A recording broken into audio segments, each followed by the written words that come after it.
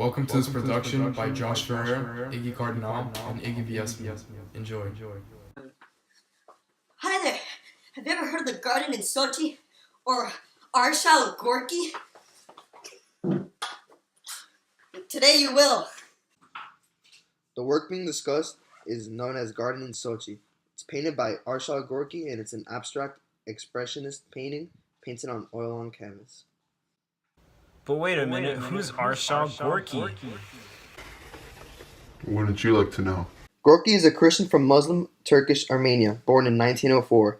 He survived the genocide of Armenian people by the Ottoman Turks. However, his mom died of starvation in his hands in 1919, and this led him to join his father in the U.S. in 1920. Sadly, Gorky's career was short-lived due to many unfortunate events that led to his ultimate depression. The burning of most of his work in a fire, his wife's affair, and an accident in which he disabled his right arm were all factors that pushed him to the edge, resulting in him hanging himself. Well, what makes Gorky Gorky? Thanks for asking, Borboya. Well, his traumatic childhood proved to be his greatest influence, as Gorky communicated to the viewer the painful childhood experience of Armenian genocide, as well as the pleasant and nostalgic sentiments he felt toward his lost homeland in the majority of his works. Later, in America, Gorky studied at New School of Design in Boston, learning from post-impressionist Paul Cézanne, and later moving to New York to learn from Pablo Picasso and early surrealist Joan Miró.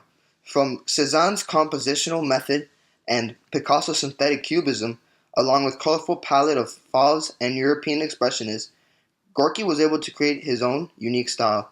Gorky was also influenced by subscription to existentialist philosophy. This emphasized individual existence, freedom, and choice, as well as the general view that humans define their own meaning in life and try to make rational decisions despite existing in an irrational universe. Along with the influence of European painters entering the New York scene, most notably German painters fleeing Nazi Germany, like Joseph Albert and Hans Hofmann, his work slowly became more surrealist, and he developed an innovative technique of painting application which inspired action painting. All these factors in their totality made Gorky Gorky.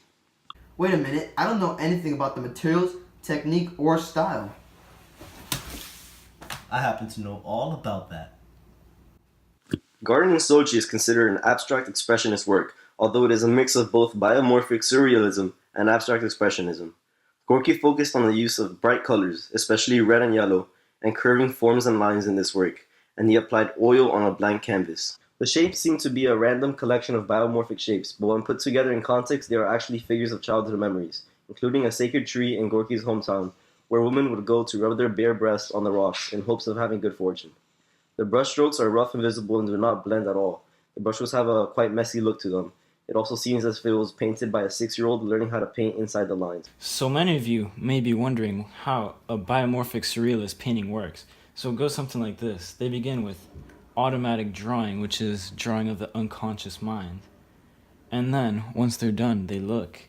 And any shape that it reminds them of, then they'll use their conscious mind to turn it into a much better piece of work with recognizable forms like this.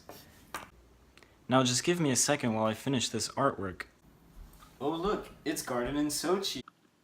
Garden in Sochi depicts a nostalgic memory of Gorky's father's farm in America, yet the painting is meant to be ambiguous, fully rewarding its viewers whom allow its work to suggest a subject matter and enable their memories to be reflected on the canvas. The work plays on memories and experiences found in all people. However, in a typescript provided by Gorky, specifics are provided regarding motifs of women rubbing their breasts on rocks, a holy tree with clothing dangling off branches, the noise of a poplar tree, and an elegant shoe that Gorky's father gave him. This is organized from left to right, the left side containing the bare-breasted woman, the center depicting the tree with hanging pieces of fabric, and the right side containing the gifted shoes. Why should we even care about this? Thank you for that question, Borboya. Garden in Sochi is significant because it was a transition painting between two of the modern art movements. It also contains the recognizable human forms of biomorphic surrealism, yet it shows many similarities to the creative process behind abstract expressionist. In painting by Miró, we can see similar recognizable forms to those in Garden in Sochi. Painting also uses a more colorful palette than what we would find in something like a Pollock which shows yet another similarity between biomorphic surrealism and Garden in Sochi. If we look at other works from Miro, we can see the technique that he uses in applying the paint and compare it to the more rough and heavy strokes of Arshile Gorky. Yes, the brushstrokes are clearly visible without much blending of the colors.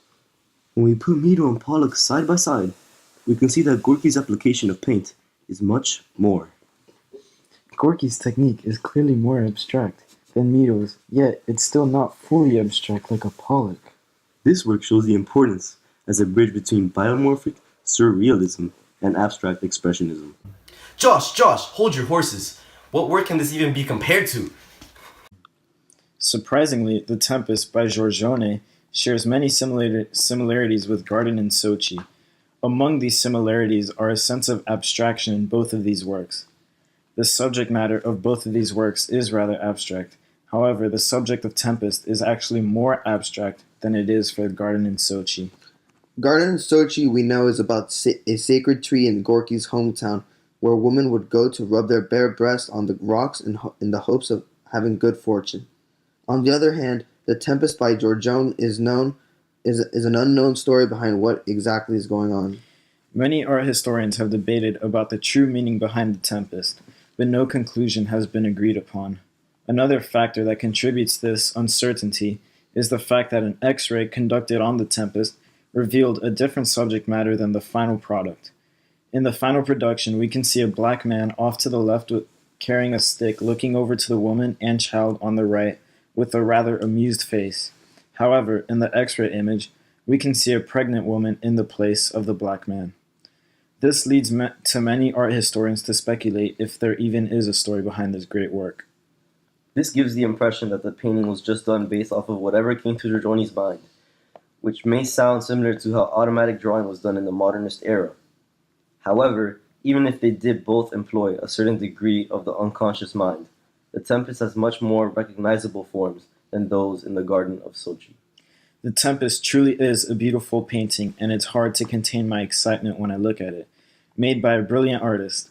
If we look at the degree of detail in the storm alone, we can see that Giorgione was very skilled with both applying paint and mixing the colors themselves.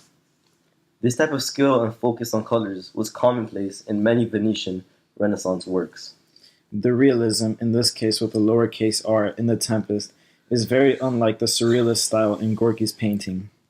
Giorgione also employs a more naturalistic color palette than Gorky's use of bright colors in an unnatural setting.